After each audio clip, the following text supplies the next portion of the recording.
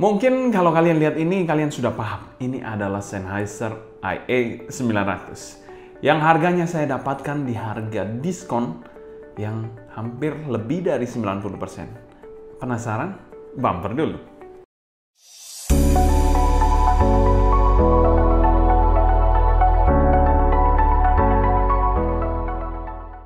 Halo semua, selamat datang di channel Sound Dignity bersama dengan saya Sebastian. Seperti biasa dengan sharing info dan racun mengenai dunia personal audio, baik itu di portable ataupun desktop audio.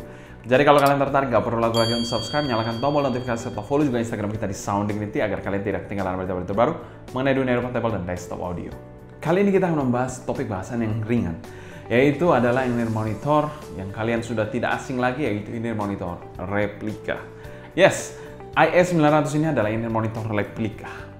Mungkin kita tidak akan membahas secara khusus dari suaranya, tapi kita akan membahas perspektif saya atau sudut pandang saya mengenai barang-barang replika di dunia audio ini. Kebetulan di hadapan kita ini ada dua, yaitu E4000 dari Final Audio, yang ini juga replika. Sedangkan di tangan saya ini adalah IA900 yang tentu saja baru dirilis dan hot-hotnya, tapi sudah ada replikanya.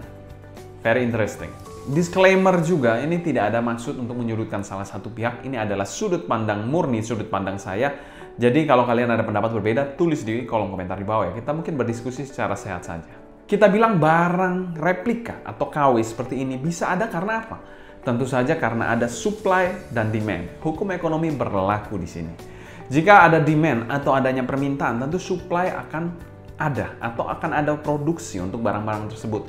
Di pasaran sendiri kalau kita lihat, tidak hanya produk audio, produk jam tangan seperti Rolex, kita bilang Patek Philippe, itu juga banyak sekali replikanya. Selain produk-produk jam tersebut, banyak juga produk-produk tas. Selain itu juga banyak produk-produk kita bilang handphone, itu juga ada replika, super clone, KW, dan lain-lain lah kita bilang. Itu tidak terlepas juga dari barang elektronik satu ini yang kita bilang juga membawa prestis secara khusus kepada penggunanya. Mungkin dari kalian juga banyak yang menentang produk-produk KW, tapi banyak juga di luar sana yang memang suka atau mengkonsumsi produk-produk replika seperti ini. Dan itulah demand yang timbul sehingga adanya supply barang-barang replika seperti ini. Jika kita bilang tidak ada yang mau barang-barang replika, tidak ada yang mau barang-barang KW, tentu saja produk-produk ini mungkin akan hilang sendirinya di pasaran. Tapi buktinya sampai sekarang malah menurut saya juga malah tumbuh subur dan masih ada sampai sekarang bahkan.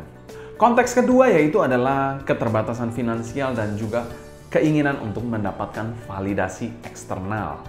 Finansial kita satu dengan lainnya tentu saja berbeda. Mungkin ada finansialnya yang terbatas ingin mendapatkan produk yang kita bilang bisa memberikan validasi eksternal dengan harga yang affordable, harga yang murmer. Kalau kita bilang contoh IA900 ini barunya ini kalau saya tidak salah 24 jutaan sekian, dan replikanya ini dipasarkan di angka mungkin 700 ribuan sekian. Jadi harganya mungkin 35 kali lebih murah jika dibandingkan dengan orinya. Dan sungguh gila sekali sih saya bilang untuk harga seperti itu. Dan siapa sih yang nggak mengenal brand Sennheiser? Salah satu motornya juga adalah finansial yang terbatas tapi ingin mendapatkan validasi eksternal yang maksimal. Replika adalah salah satu contoh yang bisa digunakan atau menjadi justifikasi untuk membeli barang-barang replika. Dengan harga yang lebih murah tapi bisa mendapatkan validasi eksternal entah dari jejak digitalnya ataupun validasi dari teman-teman MIT. Wah gila lu bro, sudah sukses lu sekarang lu bisa beli IA900 bro. Ya mungkin validasi-validasi eksternal seperti itu yang diinginkan oleh orang-orang yang membeli barang-barang atau produk-produk replika atau KW. Begitupun dengan jam tangan kita bilang Rolex, Patek Philippe, itu harganya juga nggak karuan mahalnya ya, dan hanya bisa di-afford oleh orang-orang tertentu aja. Tapi sekarang bisa di-afford karena memang banyak replikanya, banyak clone-nya. Itu juga mungkin salah satu hal yang kita tidak bisa pungkiri. Validasi eksternal. Tapi kalau menurut kalian sendiri gimana mengenai hal ini? Oke, konteks ketiga yaitu penasaran, suaranya bagaimana, dan juga nilai ekonominya. Oke, kita bilang rasa penasaran. Rasa penasaran itu pasti ada di setiap orang. Termasuk juga saya. Saya sebagai reviewer juga penasaran bagaimana sih suaranya. Walaupun di dalam benak saya sudah tahu suara dari replika ini tidak mungkin sama atau mendekati suara dari orinya. Walaupun saya belum coba orinya, Tapi setidaknya saya sudah mendapatkan gambaran bagaimana sih suara dari replika ini.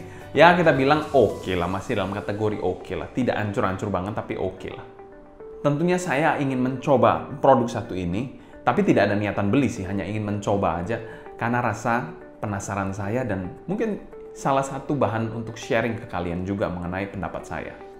Terkait suaranya sendiri, saya rasa kalau kalian membeli replika, clone, ataupun jangankan produk audio, produk apapun lah yang replika, kalian pasti sudah ada ekspektasi bahwa produk tersebut tidak bakal sama dengan produk aslinya. Jadi dalam konteks suara pun saya sudah memiliki perspektif yang bisa membatasi antara produk replika dan produk ori. Konteks selanjutnya adalah nilai ekonomi. Mungkin ada yang melihat IE900 dipasarkan di angka 24 jutaan, itu adalah suatu harga yang gila banget untuk sebuah in-ear monitor. Jadi mereka tidak menjustifikasi harga tersebut sebagai harga yang wajar dari sebuah in-ear monitor. Ngapain lu beli harga 24 juta bro? Itu juga ada tuh di bawah 1 jutaan tuh untuk produk IE900 yang replika. Ngapain lu beli 24 jutaan? Gak guna bro. Mending lu beliin motor, lu beliin HP, lu beliin apa kayak. Ya, itu adalah nilai ekonomi yang memang kita bilang setiap dari kita memiliki nilai ekonomi, pandangan nilai ekonomi yang berbeda-beda. Mengenai earphone sekalipun mungkin ada perbedaan juga. Mungkin mereka melihat nilai ekonomi dari ini IE900 yang 24 juta itu tidak masuk akal dan replika adalah salah satu solusinya. Mungkin sekali lagi.